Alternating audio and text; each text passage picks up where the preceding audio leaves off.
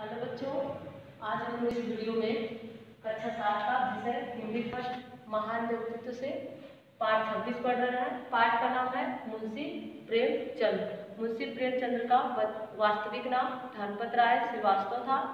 इनका जन्म 31 जुलाई 1880 में वाराणसी में लमही नामक ग्राम में हुआ था। इनके माता और पिता का नाम अजायब राय और माता का नाम आनंदी देवी था। इनकी पत्नी का नाम शिवरानी देवी था। इनका मृत्यु 8 अक्टूबर 1936 में वाराणसी में हुआ था। मुंशी प्रेमचंद हमारे हिंदी साहित्य के इतिहास के प्रमुख लेखक उपन्यासकार हैं, जिन्होंने हमें हिंदी धरोहर के रूप में अनेक उपन्यास गबन, गोदान, रंगभूमि, कर्मभूमि नामक अपनी कृतियां हमें दी। इसके अलावा इन्होंने अनेक हमारी सामाजिक स्थिति से संबंधित कहानियां भी लिखी है। आगे हम लोग इनके बारे में किताब की सहायता से पढ़ेंगे।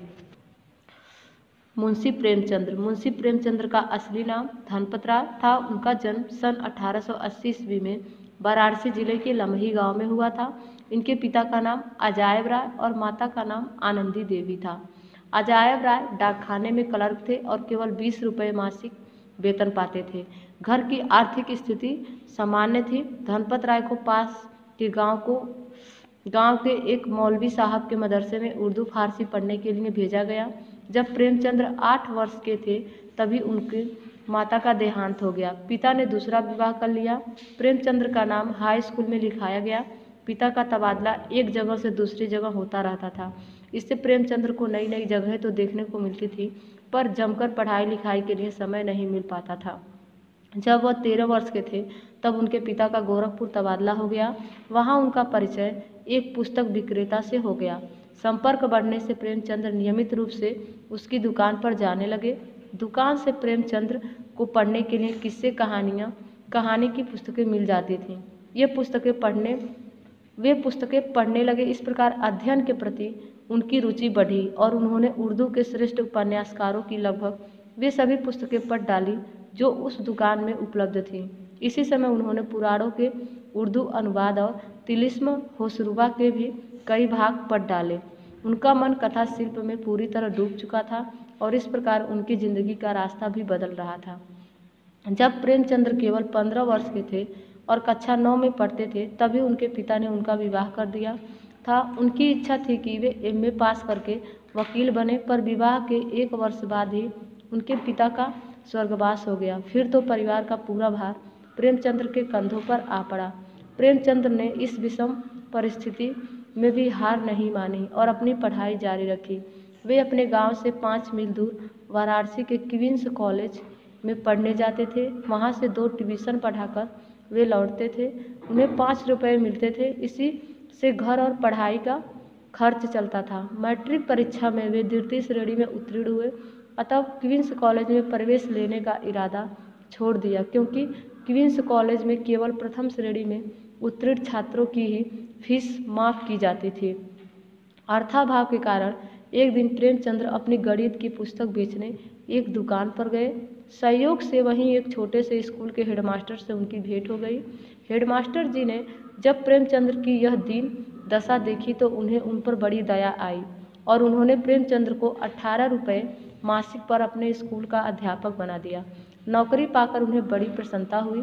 वाराणसी से लगभग 60 किलोमीटर दूर चुनार जाकर उन्होंने अपना कार्यभार संभाल लिया। प्रेमचंद्र अपना सारा समय अध्ययन में व्यतीत करते थे। कुछ समय बाद क्वींस कॉलेज वाराणसी के अंग्रेज प्रधानाचार्य बेकन साहब ने कृपा करके प्रेमचंद्र को सरकारी स्कूल का अध्यापक बना दिया। उनके विद्यालय में अध्यापन कार्य करने के बाद वे सब डिप्टी इंस्पेक्टर ऑफ स्कूल हो गए। इस समय तक वे उर्दू में कहानियाँ लिखना आरंभ कर चुके थे और उनकी रचनाएं जमाना पत्र में भी प्रकाशित होने लगी थी। उन्होंने इंटर और BA की परीक्षा भी पास कर ली थी। सरकारी सेवा के नियमों का पालन प्रेमचंद्र बड़ी निष्ठा से करते थे। जब वे दौरे पर जाते तो भोजन आदि की व्यवस्था स्वयं करते थे और अध्यापकों की किसी प्रकार की सेवा स्वीकार नहीं करते थे। अपने क्षेत्र के अध्यापकों के बीच वे बहुत लोकप्रिय थे। जब देश में आज़ादी की लड़ाई शुरू हुई तो हिंदी के कवियों और लेखकों पर भी स्वतंत्रता आंदोलन का प्रभाव पड़ा। उनकी रचनाओं में देश प्रेम की भावनाएं व्यक्त होने लगी। प्रेमचंद ने भी देश प्रेम की कहानियां लिखी। ये अंग्रेजों की अन्यायपूर्ण नीतियों के विरुद्ध भी लिखा करते थे। प्रेमचंद्र की इस प्रकार की कहानियों का संग्रह सोजे वतन सन 1909 में प्रकाशित हुआ। उनकी ये रचनाएं नवाब राय के नाम से छपती थी। सोजे वतन ने सरकार का ध्यान आकृष्ट किया। लेखक का पता लगाने में 6 महीने लग गए। अंत में हमीरपुर में जिला अधिकारी ने उन्हें अपने कार्यालय में बुलाया। जब प्रेमचंद्र जिला अधिकारी के सामने पहुंचे तो उन्होंने देखा कि उनकी पुस्तक सोजे वतन जिला अधिकारी के सामने रखी हुई है। पूछने पर उन्होंने स्वीकार कर लिया कि पुस्तक उनकी ही लिखी हुई है। उन्हें केवल चेतावनी देकर छोड़ दिया गया, पर सोजे वतन की सभी प्रतियां जब्त कर ली गईं। इस समय तक प्रेमचंद्र उर्दू के सम्मानित लेखक बन चुके थे। इस घटना के बाद वे प्रेमचंद्र के नाम से लिखने लगे। प्रेमचंद्र सामाजिक कुरीतियों, अर्थहीन रूढ़ियों, परंपराओं और अंधविश्वासों का विरोध करते थे। इन्होंने बाल विवाह के विरोध में और विधवा विवाह के पक्ष में भी अपनी आवाज़ बुलंद की। उर्दू के अपने एक उपन्यास में, जो बाद में प्रेमा नाम से हिंदी में छपा था, इन्होंने बाल विधवाओं के सूने, नीरस और दुखद जीवन की समस्याओं को उठाया। इस उपन्यास में नायक एक विधवा से ही विवाह कर लेता है। बाद में प्रेमचंद्र ने सेवा सदन उपन्यास लिखा और दहेज की समस्या का विशद विवेचन किया। प्रेमचंद्र केवल उपदेश ही नहीं देते थे, बल्कि जो कुछ वे कहते थे उसे स्वयं करके दिखा देते थे। अपनी पत्नी की मृत्यु के बाद उन्होंने स्वयं एक कुलीन परिवार की विधवा शिवरानी देवी से विवाह किया। उनका यह वैवाहिक जीवन बहुत सुखमय रहा। बंगाल विभाजन और उसके विरुद्ध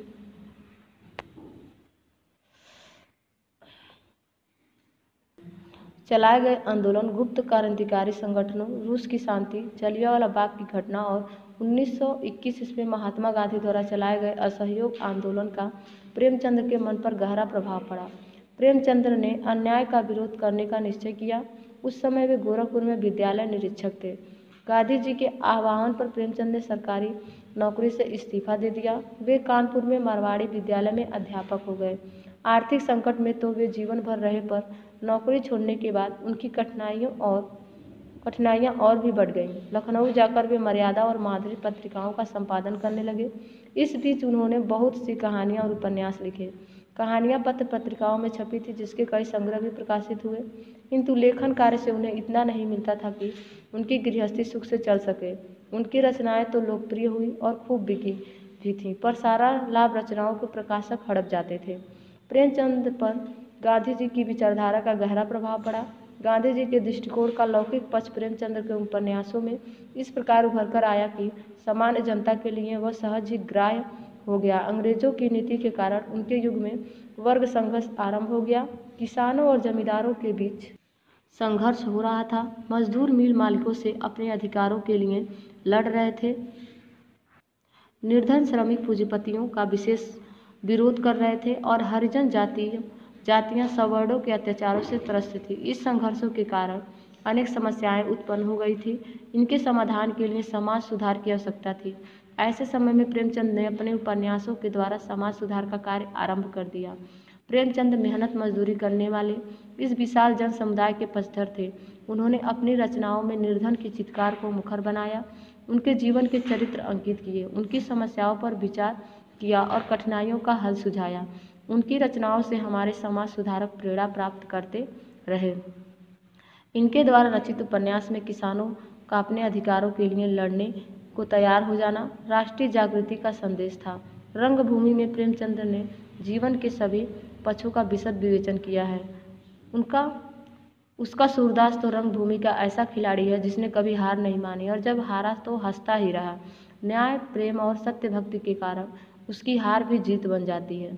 इनके उपन्यास कर्मभूमि में दलित किसानों और मजदूरों की मूकवाणी का स्वर है। इसमें देश की जागृति और सजीवता के चित्र देखने को मिलते हैं। प्रेमचंद्र का अंतिम उपन्यास गोदान तो देश की तत्कालीन परिस्थितियों का स्पष्ट दर्पण ही है। भारतीय नारी के आदर्शों का चित्रण कर प्रेमचंद्र ने इस उपन्यास में भारतीय संस्कृति के प्रति अपना आस्था व्यक्त की है। उनके सेवा सदन, गबन, प्रेमाश्रय, रंगभूमि, कायाकल्प, कर्मभूमि, गोदान जैसे उपन्यास एक के बाद एक प्रकाशित हुए। उन्होंने सैकड़ों कहानियाँ भी लिखी, जिसका संग्रह मानसरोवर नाम से 8 भागों में प्रकाशित हुआ। प्रगतिशील आंदोलन का नेतृत्व करते हुए उन्होंने हंस और जागरण पत्रिकाओं का संपादन भी किया। इन पत्रिकाओं में नई प्रगतिशील कवियों की रचनाएं छापकर प्रेमचंद उन्हें प्रोत्साहन देते रहे। आर्थिक कठिनाइयों के कारण ये पत्रिकाएं अधिक समय तक नहीं चल सकी।